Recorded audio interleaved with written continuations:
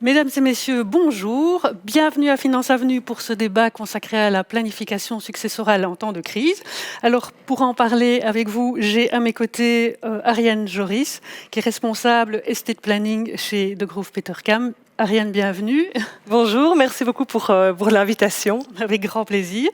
Alors voilà, de façon générale, on le sait, hein, si planifier sa succession est un exercice qui est en général très utile, voire même indispensable dans certains cas, c'est sûr que maintenant, avec la crise sanitaire, ça prend vraiment tout son sens. Nous verrons tout à l'heure pourquoi et surtout ce qu'il est possible d'entreprendre dans ce sens.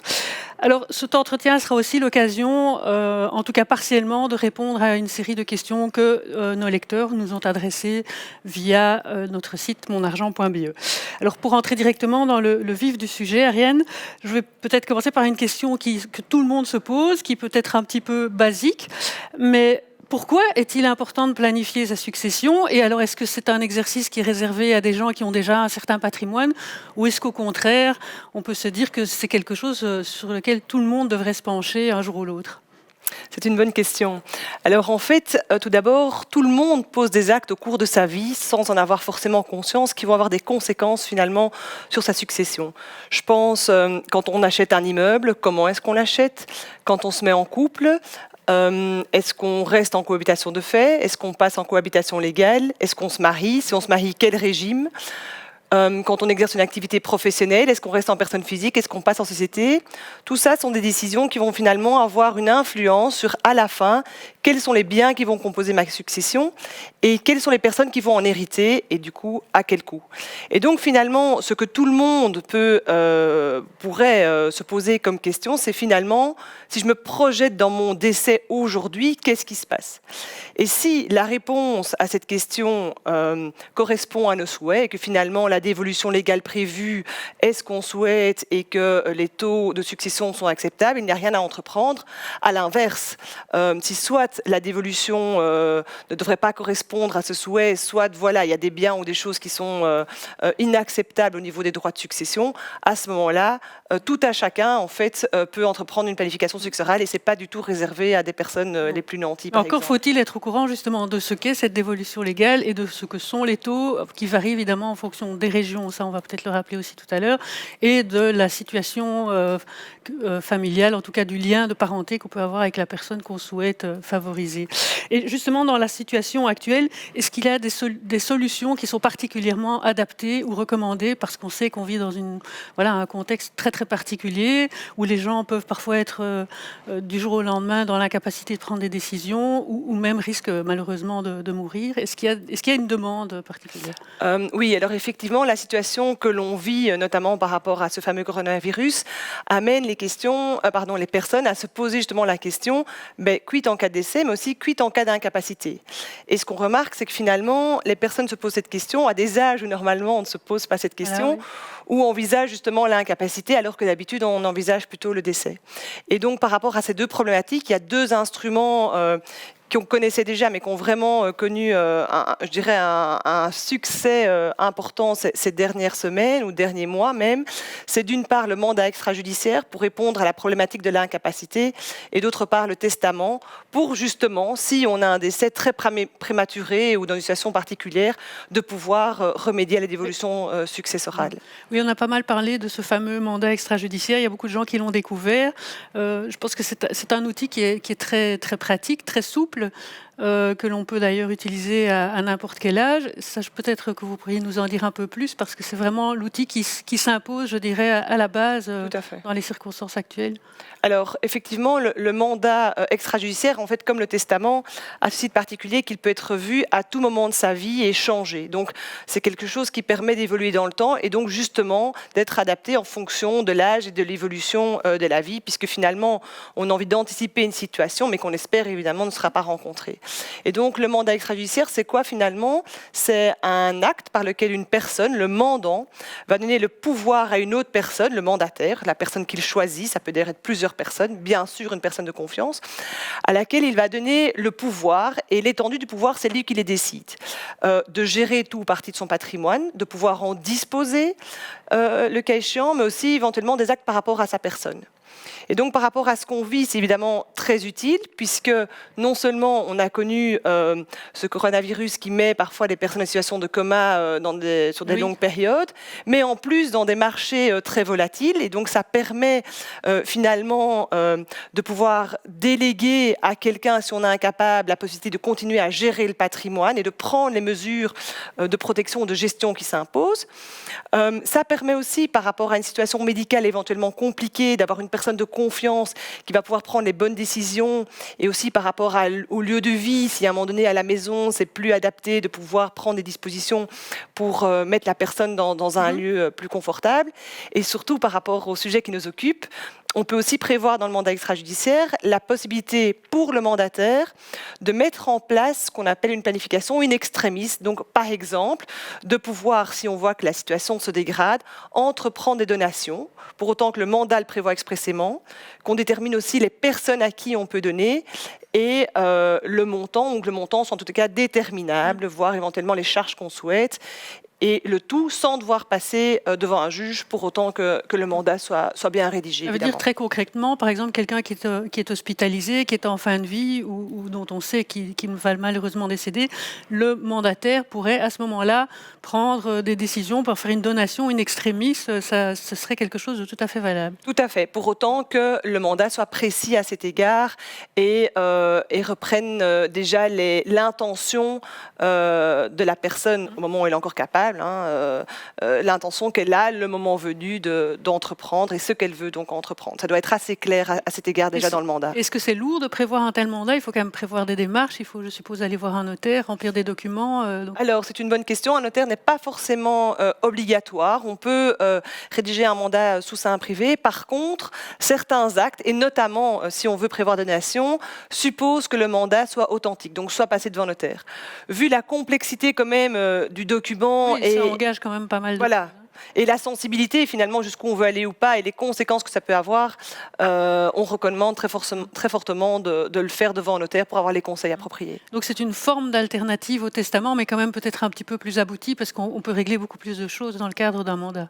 Alors, c'est intéressant la comparaison par rapport au testament, parce que comme le testament, je l'ai dit, c'est adaptable et révocable comme on veut, mais en fait, ça vise deux situations différentes. Le mandat va viser l'hypothèse de l'incapacité, alors que le testament, justement, va viser l'hypothèse du décès et de pouvoir remédier à la dévolution légale si le décès survient et que la dévolution légale n'est pas ce qu'on souhaite. Donc le testament reste de toute façon utile et c'est quelque chose qui est très, très utilisé en ce moment également. Alors, effectivement, pour certaines situations familiales, je dirais peut-être moins traditionnelles et encore, un testament est de toute façon très utile. Je pense, par exemple, aux familles recomposées ou bien aux couples sans enfants. On veut justement étendre la protection d'un conjoint, d'un partenaire par rapport à des personnes de la famille, mais peut-être plus éloignées. Mais justement, par les temps que nous vivons, peut-être aussi à des situations plus classiques, je pense, à des parents qui ont encore des enfants très jeunes et qui se disent finalement, s'il arrive quelque chose à l'un de nous, à l'heure actuelle, est-ce qu'on a envie que nos enfants soient déjà nus propriétaires d'un immeuble, le logement familial par exemple, et que si on veut en disposer, il faut l'accord d'un juge de paix. Et donc, tout à fait, même pour ces personnes-là, par exemple, rédiger un testament en vue de léguer le logement familial au conjoint survivant, ça permet d'étendre la protection du conjoint et d'autre part aussi d'optimiser les droits de succession, puisque entre conjoints, il n'y a pas de droit sur le logement familial, même chose d'ailleurs pour les cohabitants légaux. Donc voilà, on voit que finalement, aujourd'hui, le testament a aussi de l'intérêt, même pour des situations peut-être plus classiques. Vous nous avez expliqué qu'il était possible de faire des donations in extremis, donc via ce mandat, mais planifier sa succession, on le sait, hein, les gens font de plus en plus souvent des donations de leur vivant, parce que c'est de toute façon aussi agréable de voir que ce qu'on offre permet à des jeunes de réaliser des projets, à ses enfants d'aller plus loin dans la vie, etc. Comment fait-on des donations? Est-ce qu'il y a une procédure à suivre? Est-ce qu'il y a différents types de donations? Alors oui, effectivement, la donation est vraiment la solution de planification par excellence. En principe, une donation nécessite toujours un acte notarié. Maintenant, il y a certaines exceptions pour les donations d'avoirs mobiliers, notamment pour les avoirs bancaires. On peut faire une donation par don bancaire, on y reviendra peut-être, mais en principe, il faut donc toujours un notaire. Par contre, pour les avoirs mobiliers, pour la donation d'avoirs mobiliers, on a le choix entre un notaire belge, et dans ce cas, l'acte sera obligatoirement enregistré en Belgique et les droits de donation seront donc dus. On parle de 3% en ligne directe à Bruxelles et en région flamande et 3,3% en Wallonie. Mais par contre, oui, et donc évidemment, si on a enregistré et qu'un décès doit survenir, même le lendemain de l'acte, il n'y a plus de droit de Tout succession. l'intérêt évidemment de l'enregistrement, c'est qu'une fois que les droits sont payés, il n'y a plus de droits de succession Exactement. qui peuvent être réclamés. Exactement. Par contre, si on fait le choix d'aller par exemple devant un notaire étranger, aux Pays-Bas ou en Suisse par exemple, là, à ce jour, l'enregistrement de l'acte en Belgique n'est pas obligatoire. Et donc là, on n'est pas obligé du coup de payer les droits de donation, mais par contre, si on ne les a pas payés, il faut survivre plus de 3 ans. À défaut, les biens donnés feront l'objet de droits de succession. Ok.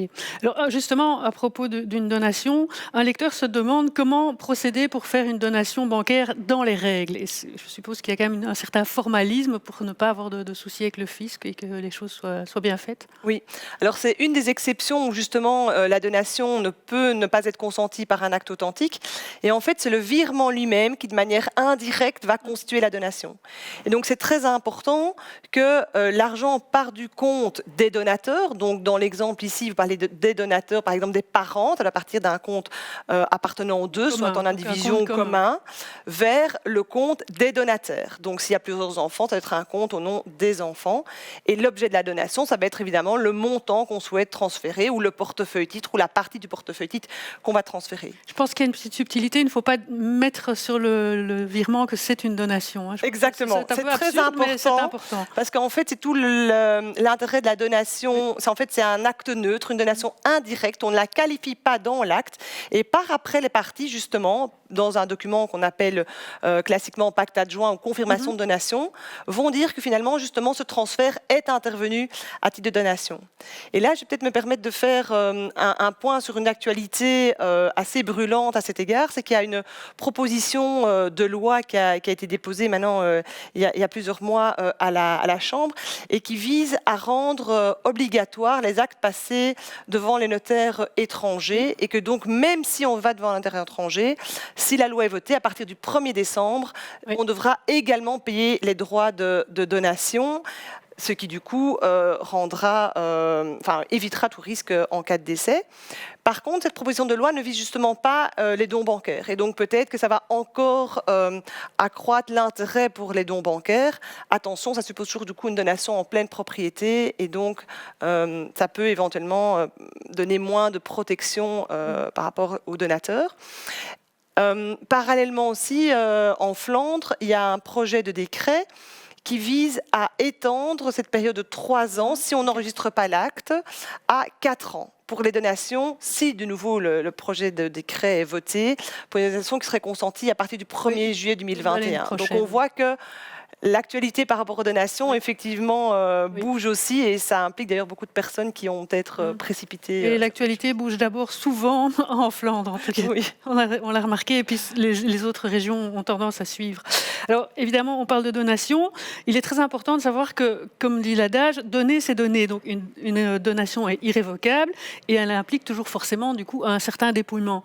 Est-ce qu'il y a moyen de prévoir des conditions à cette donation pour quand même garder le contrôle, maintenir un revenu, en avoir encore un bénéfice et que ce ne soit pas tout à fait parti?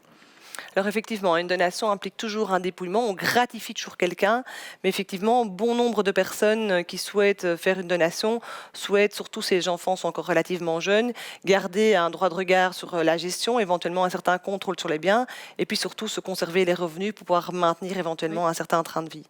Alors la solution classique, c'est la donation avec réserve d'usufruit. Oui, ça, c'est celle dont on entend le plus parler. Effectivement. Et donc, elle permet 3 choses essentielles. Elle permet de conserver les revenus, elle permet de garder la gestion et elle permet aussi d'avoir un regard sur la disposition des avoirs puisque les nus propriétaires ne pourront pas disposer des biens sans l'accord de l'usufruitier. Et donc, si on ne peut pas en disposer, l'usufruitier peut dire non.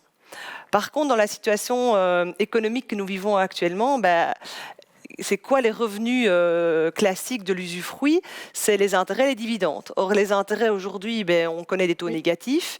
Et les dividendes, certaines actions sont distributives, d'autres pas.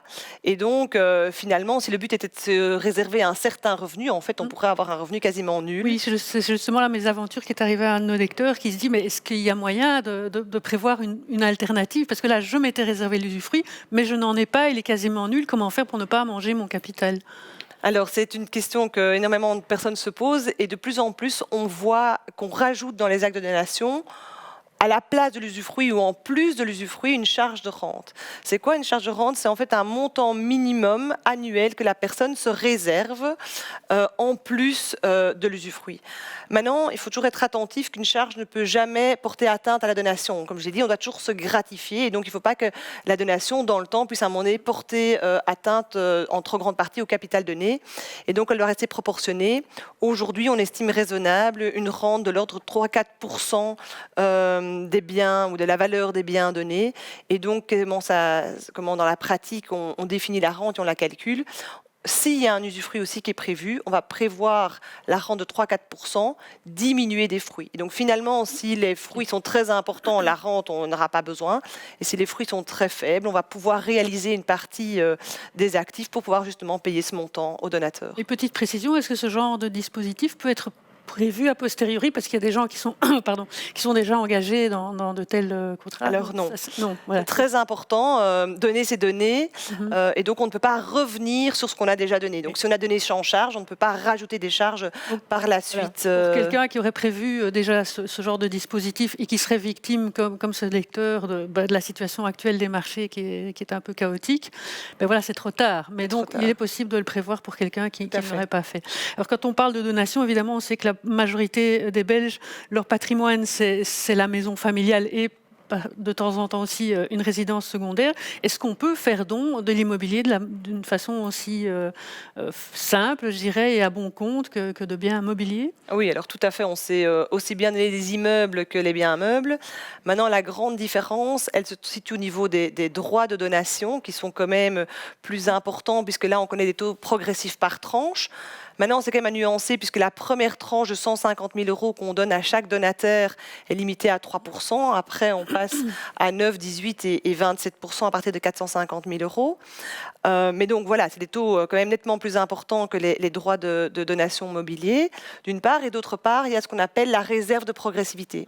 Ça veut dire que quand on donne des avoirs mobiliers, on peut donner autant qu'on veut, même le lendemain, on va toujours repartir à zéro et au taux donc de 3 ou de 3,3%.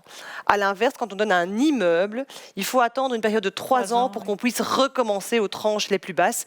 Et d'où le fait que ça prend plus de temps finalement à planifier par donation la transformation d'un immeuble par rapport à des avoirs bancaires ou des avoirs mobiliers. Justement, à propos de donation d'immeubles, il y a un lecteur qui nous demande comment transmettre à moindre coût son bien à son fils et à la compagne de son fils, sans plus de précision. Alors, c'est intéressant qu'il implique la compagne de son fils, parce que très généralement, les parents ont plutôt tendance à vouloir donner uniquement à leurs enfants et justement à l'exclusion des partenaires de leurs enfants. Alors, pour la donation à son fils, là, on a les taux qu'on vient d'aborder et donc il peut le Oui, je pense qu'il parlait justement d'un immeuble d'une valeur de plus ou moins 300 000 €, je pense. Donc voilà, donc on pourrait imaginer la moitié au fils, 150 000 €. On reste du coup dans cette tranche raisonnable de 3%. Par contre, la compagne, elle va être considérée comme un tiers. Et là, les droits de donation entre tiers de avoirs mobiliers sont bien plus importants. On commence déjà à 10% pour la première tranche de 150 000 €. Et puis on passe à 20, 30 jusqu'à 40%. Donc la donation n'est peut-être pas, si on veut limiter le coût, la meilleure option par rapport à la compagne. On peut éventuellement envisager une vente pour une partie, la moitié par exemple à la compagne. Dans ce cadre-là, en fonction de la région, les droits seront de 12,5% ou en Flandre de 10, voire 6% si on parle du logement familial propre et unique. Maintenant, est-ce qu'on veut dès le départ impliquer la compagne, puisqu'évidemment ça va avoir alors une influence sur le fils et sa relation. Oui, si à un moment donné, voilà, ils sont amenés à se séparer, ils seront néanmoins en indivision sur le bien et un partage sur le bien devra donc être envisagé. Et finalement, une alternative peut-être, je ne sais pas pour notre lecteur, ce serait de donner tout à son fils, peut-être même en 2 fois, puisque si on parle de 300 000 €, on peut donner en l'espace de 3 ans le bien en entier en restant dans la tranche de 3%. Et puis au fils, en fonction de sa situation avec sa compagne, de décider s'il veut l'impliquer ou non, oui. et éventuellement à son tour donner. Là, pour le coup, Il reste plus souple, évidemment. Plus souple et peut-être plus prudent, évidemment. Ça, c'est toujours une question d'appréciation, bien oui, sûr. mais surtout en plus, oui, plus souple et plus prudent, mais aussi, on ne s'immisce finalement pas dans la vie du couple. Et aussi, même au niveau des droits, on va pouvoir bénéficier des taux en ligne directe entre le fils et sa compagne, et voire même s'ils se marient un jour, d'apporter le bien à une communauté. Et là, on n'a même pas de droit de donation, c'est considéré comme un avantage matrimonial, et donc on peut transmettre l'immeuble à une communauté moyennant 50 € de droit d'enregistrement. Et donc je trouve que c'est finalement en fait peut-être un bel exemple. On voit qu'il y a la fiscalité, mais il y a surtout aussi, comment je veux dire, la vie du couple, et quel est le projet finalement du fils et de sa compagne, et qu'on ne sait pas travailler l'un sans l'autre. Ok, mais effectivement, c'est quand même un scénario intéressant. Et alors, pour peut-être une dernière question concernant l'immobilier, on sait que les Belges sont très friands d'une technique que l'on appelle l'achat scindé, qui permet d'impliquer directement ses enfants dans une planification patrimoniale via un achat. Est-ce que vous pouvez rappeler de quoi il s'agit, en fait, comment ça fonctionne? Et je pense qu'il y a aussi une petite actualité liée à cet achat scindé, parce qu'on en a entendu parler cet été. Effectivement. L'achat scindé, on en entend parler depuis des années, ça change tout le temps. Oui. Donc les gens sont un peu inquiets, Oui. ils se disent chaque fois, Oui. bon, qu'est-ce qu'on doit faire pour faire un achat scindé dans les règles? Est-ce que ce n'est pas un abus fiscal? C'est toujours la question qui Sur la revient. question, effectivement. Alors, l'achat scindé, c'est en fait la technique où on va essayer de planifier l'immeuble dès l'acquisition. Voilà, oui. Donc le coup classique, c'est les parents qui achètent l'usufruit et les enfants la nue propriété, c'est possible avec d'autres. L'idée étant qu'au décès, l'usufruit va s'éteindre sans droit de succession et les enfants deviendront plein propriétaires.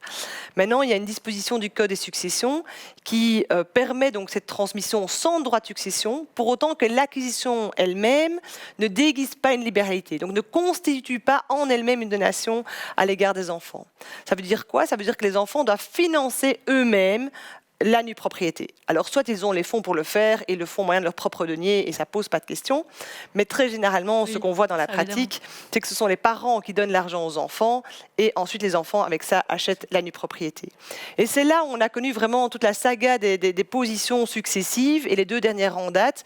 La première, la dernière à Bruxelles et en région wallonne, la position fédérale de juillet 2020 dit il n'y a pas de problème à faire une donation, même non enregistrée, même sans acte authentique, pour autant qu'on puisse prouver que cette donation soit intervenue avant l'acte d'achat.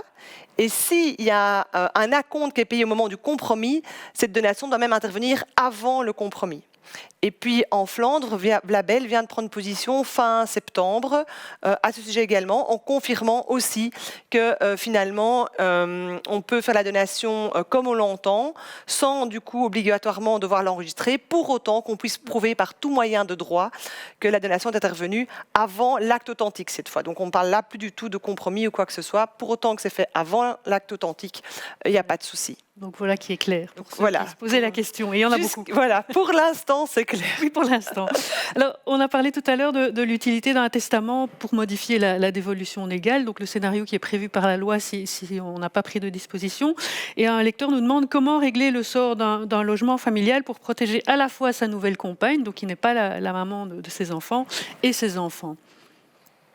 Alors, la première chose quand même importante à dire, c'est que quand on a des enfants, il faut toujours avoir égard à la réserve héréditaire. Donc, il peut faire beaucoup de choses, mais il doit toujours tenir compte de la part réservataire de ses enfants qui correspond à la moitié de son patrimoine. Alors il peut, comme il semble le souhaiter, accroître la protection de son partenaire. Qu'est-ce que la loi prévoit finalement? Si c'est un cohabitant légal, le cohabitant aura droit à l'usufruit du logement familial, mais pas plus.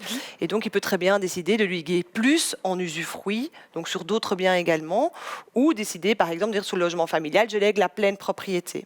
De nouveau, entre cohabitants légal, il n'y a pas de droit de succession entre conjoints. Et donc, non seulement on augmente la protection, Oui. mais quelque part, au niveau des droits de succession, on améliore la situation du cohabitant. Et donc là, l'instrument idéal, c'est le testament. Attention que, évidemment, qu'on va transférer, si on transfère des biens en pleine propriété aux cohabitants, comme les enfants de monsieur ne sont pas les enfants de la compagne, il faudra prévoir certaines clauses où la compagne devra prendre certaines mesures pour que, à la fin, le bien éventuellement ou les biens légués reviennent dans la famille de monsieur. À défaut, ça ira dans les héritiers légaux de la compagne. Ok. Alors, nous avons également pas mal de lecteurs qui sont tout simplement des personnes sans partenaire ni enfant, donc sans descendance. Comment doivent-ils faire pour donner ou pour léguer de la façon, donc à des tiers forcément, puisqu'ils n'ont pas de proches. Donc ce sont normalement des gens qui paient des droits de succession beaucoup plus élevés. Comment peuvent-ils faire pour léguer à ces gens de façon quand même relativement avantageuse sans que tout le monde soit perdant? Est-ce qu'il y a des dispositions à prendre? Oui, alors c'est typiquement le genre de situation où on encourage vraiment les gens à mettre en place une planification parce qu'effectivement, on peut avoir des proches très très éloignés qui héritent à des taux très très très importants. Là, il n'y a pas d'héritier réservataire, donc on peut vraiment faire ce qu'on veut. On peut tant donner, et là, les taux restent raisonnables puisqu'on parle de 7% tant en Flandre qu'à Bruxelles que de 5,5% en région wallonne. Donc ça, c'est quelque chose qui est tout à fait envisageable. Maintenant, il faut avoir envie de se dépouiller en faveur de tiers. Souvent, on a envie de gratifier des gens proches, peut-être moins plus éloignés, mais c'est tout à fait envisageable. Et puis, évidemment, il y a la voie du testament. Donc, de dire après moi, à mon décès, voilà à qui je lègue. Là, par contre, les taux sont vraiment très élevés, voire même rédhibitoires, puisque on est des 75 000 € à 55% en région flamande et ça monte à 80% à Bruxelles et en Wallonie. Et donc là, il y a une technique assez courante pour ce type de situation, qui est celle qu'on appelle le legs en duo. Donc c'est la technique par laquelle finalement on lègue l'ensemble de son patrimoine à une œuvre caritative, une ASBL ou à une fondation, qui bénéficie de taux de droits de succession avantageux, 7% à Bruxelles en Wallonie, moyennant certaines conditions, et 8,5% en Flandre. Et donc cette œuvre va recevoir l'ensemble de la succession à charge de payer tous les droits de succession et de remettre un montant net aux personnes qu'on souhaite voir gratifiées. Et donc finalement, par ce mécanisme, les personnes qu'on souhaitait gratifier vont recevoir un montant net plus important que si elle avait reçu directement la succession et payé les droits de succession.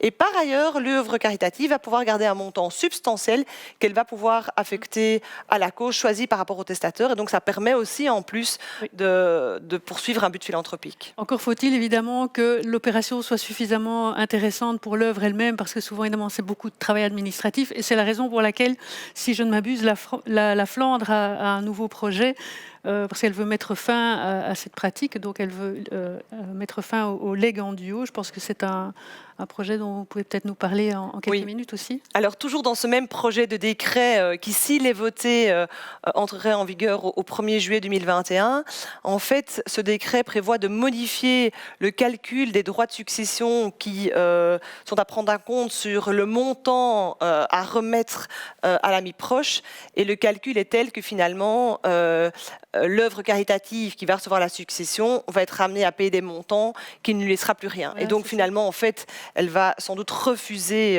même très certainement refuser d'accepter le testament et le legs. Et donc finalement, le legs restera sans suite. Et donc ça, c'est vraiment quelque chose pour les auditeurs qui nous entendent. S'ils vivent en région flamande et qu'ils ont prévu dans le testament la technique de legs en duo, j'encourage vraiment à aller revoir leur notaire ou le professionnel qui les a accompagnés pour voir ce qu'il y a moyen de faire. On parle bien de la région flamande, on ne parle pas des autres régions. Pas encore, en tout cas. Pas encore, c'est pas à l'ordre du jour. Et par ailleurs, la région flamande dit compenser dans une certaine mesure la fin de ce legs en duo en permettant de léguer à 0% aux ASBL ou à des fondations d'utilité publique, donc de pouvoir continuer à encourager finalement un projet philanthropique. Et par ailleurs, mais bon, à voir si ce sera son succès, à concurrence de 15 000 €, de pouvoir léguer à un proche, mais tiers, un montant avec 3% de droits de succession. Mais c'est sûr que par rapport à ce que permettait le legs en duo, ces compensations sont quand même très, très minimes et ça ne va pas faciliter la vie des personnes qui souhaitent finalement pouvoir protéger ou léguer à quelqu'un qui leur est cher. Ok. Je pense qu'il nous reste encore une petite minute, je pense. Une précision concernant le testament. Est-ce qu'il est utile de faire un testament holographe? Il faudrait peut-être expliquer quelle est la différence avec un testament qu'on rédige chez le notaire. Tout à fait. Le testament holographe, c'est en fait le testament que tout un chacun peut rédiger. Il faut l'écrire à la main, le dater et le signer. Il n'y a aucune autre formalité requise. Maintenant, donc c'est quelque chose de très souple et de très facile à mettre en œuvre. Maintenant, l'inconvénient, c'est que évidemment, il faut qu'il sorte ses effets au bon moment et en temps utile. Et qu'on le retrouve. Et qu'on le retrouve. Soit au courant de son existence. C'est toujours le même. Voilà, exactement. Et donc là, c'est très utile de quand même aller chez un notaire, d'une part pour éventuellement se faire accompagner dans ce qu'on doit mettre dans ce document, mais par ailleurs pour qu'il enregistre au registre central des testaments en le déposant au rang des minutes. Et donc là, l'intervention d'un notaire est utile. Il n'est pas forcément nécessaire d'aller jusqu'à un testament authentique, où là, c'est vraiment la personne qui va dicter le testament au notaire en présence de témoins ou d'un autre notaire. Donc, c'est beaucoup plus lourd. Il y a certains effets qui sont attachés au testament authentique, mais qui, dans la plupart des cas, ne sont absolument pas nécessaires. Et donc, finalement, le testament holographe, pour autant qu'on veille quand même à ce qu'il soit peut-être enregistré au registre central des testaments, permet, dans la plupart des cas, de répondre aux souhaits. Mais attention, le testament est loin d'être un acte anodin. Qui dit testament dit transmission au moment du décès, donc attention aux droits de succession et éventuellement à ce qu'on peut mettre en place à cet égard. Et d'autre part, attention à la rédaction correcte pour que finalement le but poursuivi soit atteint. Voilà. Mais grand merci Ariane. Il me reste à vous remercier pour cette mine d'informations et d'explications qui sont vraiment très claires. Mesdames et messieurs, merci de nous avoir suivis. J'espère que cette session aura répondu à toutes vos attentes. Si ce n'est pas le cas, n'hésitez pas à nous envoyer encore via le site monargent.be toutes les questions qui pourraient vous venir à l'esprit. Mais restez avec nous. Je vous invite à suivre le prochain débat qui sera animé par mon collègue Philippe Gallois et qui promet d'être également très très intéressant et très riche. Quelle fiscalité pour vos placements sous le nouveau gouvernement? Merci beaucoup. Merci.